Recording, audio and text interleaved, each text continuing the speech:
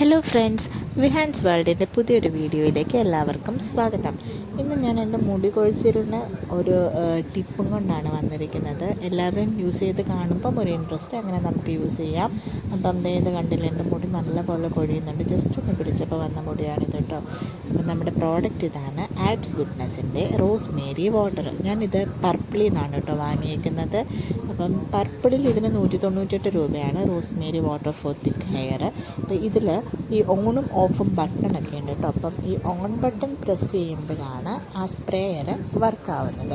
അങ്ങനെ നമുക്ക് സ്കാൽപ്പിൻ്റെ എല്ലാ ഭാഗത്തും ഇത് സ്പ്രേ ചെയ്ത് കൊടുക്കാം. ഞാൻ ഓരോ ഭാഗത്തും മുടിയും മാറ്റി മാറ്റി എല്ലാ ഭാഗത്തും സ്പ്രേ ചെയ്ത് കൊടുക്കുന്നുണ്ട്.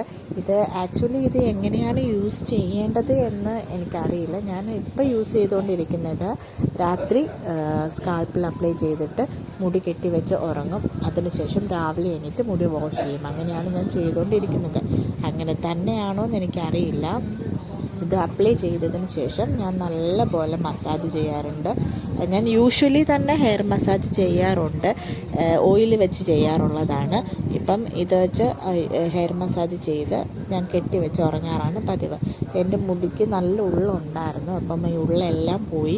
ഈ പ്രസവം കഴിഞ്ഞ് ഒരു 6 മാസം കഴിഞ്ഞപ്പോഴാണ് എനിക്ക് മുടി കൊഴിച്ചിൽ ഭയങ്കര ഹെവി ആയത്. അപ്പം കാണുമ്പോൾ നമുക്ക് ശരിക്കും സങ്കടം ഉണ്ടായിരുന്നു. ഒരുപാട് മുടി കൊഴിഞ്ഞു പോകുന്നുണ്ടായിരുന്നു.